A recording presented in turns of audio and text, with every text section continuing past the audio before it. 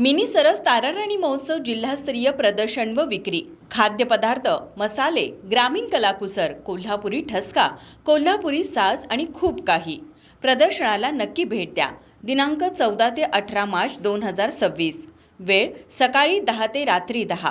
स्थळ Sasane ground, Nagala park, Kolhapur. आज देशभर गॅस टंचाई, पेट्रोल डिझेलची टंचाई, ऊर्जा क्षेत्रात हे सरकार एकदम अयशस्वी ठरलेलं आहे. जगात इराण आणि अमेरिकेचं युद्ध चालू आहे. या सरकारला कायम एक सवय आहे, कुठलं तरी एक कारण दाखवायचं आणि काहीतरी वेगळे फायदे त्याचे उचलायचे. आता ही गॅस टंचाई दाखवलेली आहे. मुळात आत्मनिर्भर विकसित भारत, तुम्ही फार चंद्रयानाच्या मंगलयानाच्या गप्पा करणारे हे सरकार, सगळ्या गोष्टीचं श्रेय हे पंतप्रधान घेत होते. मग आता गॅस टंचाईसाठी अखंड देश रांगा लावा लागला आहे. 10-12 दिवस 8-10 दिवस कुठं युद्ध चाललं नाही तर ते युद्धाच्या झळा सर्वसामान्यांना बसवल्या. मग तुम्ही गेली 13 वर्ष देशाचा कारभार काय केला, जे पंतप्रधान स्वतःची डिग्री दाखवू शकत नाहीत, लोकसभेत कोणतीही चर्चा घडवू शकत नाहीत, विरोधी पक्ष का नको, विरोधी पक्ष नेता का नको, लोकशाही का मानायची नाही, तर चाललेला भ्रष्टाचार कुणी बाहेर काढता कामा नाही. फक्त जातीवाद धर्मांतेच्या गप्पा करायच्या,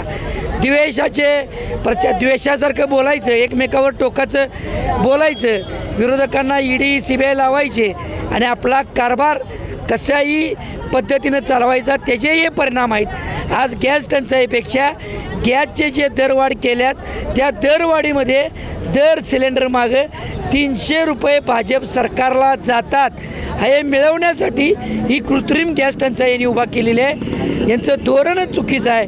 यांना कसला अभ्यास नाही, कसलं नियोजन नाही. लोकांना फक्त धार्मिक द्वेषमध्ये गुंतवून ठेवायचं, कारभार आपण कसाही करायचा. सांगा ना, पेट्रोलियम ऊर्जा मंत्री कोण आहे? कोण नाव सांगू शकतं? ह्याच्या अगोदर ऊसाचं बिल का वेळेवर देत नाहीत म्हणून UPA सरकारमध्ये शरद पवारांच्या दारात उपोषणाला बसायचं. आता कोण आहे पेट्रोलियम कृषी ऊर्जा मंत्री? कोणाला देशाला सांगू शकतं का? सांगा मला. काही नाही. फक्त एकाच्या नावाखाली अमित शहानी मोदींच्या दहशतीखाली चाललेलं सरकार, भारत देशाची वाट लावायला चाललेले सरकार, सर्वसामान्यांना उपाशी मारणारे सरकार आहे.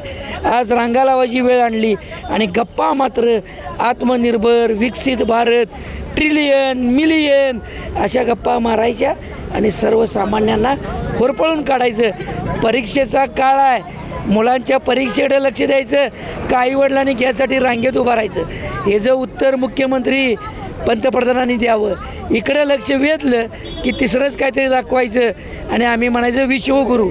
मग या गोष्टीचं पण श्रेय जी गैरसोय आज लोकांची झाल्या त्याचा पश्चाताप म्हणून मोदी सरकार, फडणवीस सरकार राजीनामाच दिला पाहिजे. तुम्ही चुकलात. लोकांना उन्हातान्हात रांगेत उभारायची वेळ आली यामुळं तुम्ही पश्चाताप म्हणून राजीनामा देणं हेच उत्तर आहे. साधं 2-3 रुपये जरी सिलेंडरला वाढवलं तर डोक्यावर सिलेंडर घेऊन स्मृती इराणी सगळी लोक लोकसभेच्या दारात मोर्चा काढलेले आज कुठं गप्पा आहेत? आज कुठं आहेत? चित्राताई वाघ, गोपीचंद पडळकर, नितेश राणे, प्रसाद लाड रोज मंडळी TV वर येऊन कॅमेऱ्यासमोर येऊन बडबडतात. आज काय आहे, लोकांचे हाल काय आहेत ह्याच्यावर का बोलत नाहीत? हा आमचा प्रश्न आहे. सर्वसामान्याला काय त्रास व्हायला आहे हे काँग्रेस पक्ष आज या आंदोलनाच्या माध्यमातून मांडल्यात. काँग्रेसच्या काळात असली कधी वेळ आली नाही. जी योजना काँग्रेस पक्ष, मनमोहन सिंग सरकार असेल, शरद पवार साहेब असतील, अन्य मंत्रिमंडळ असेल, सगळीजण ती योजना सर्वसामान्यांच्या सुख समाधानासाठी त्या योजना येत होत्या. यांच्यासारख्या नुसत्या फसव्या योजना येत नाहीत. फक्त रांगा, आधार कार्ड लिंकसाठी रांगा, तुमच्या नोटबंदीसाठी रांगा, लॉकडाऊनमध्ये रांगा, सगळीकडे रांग लावायला मोदी सरकारला आवडते म्हणून या सरकारचा निषेध आहे.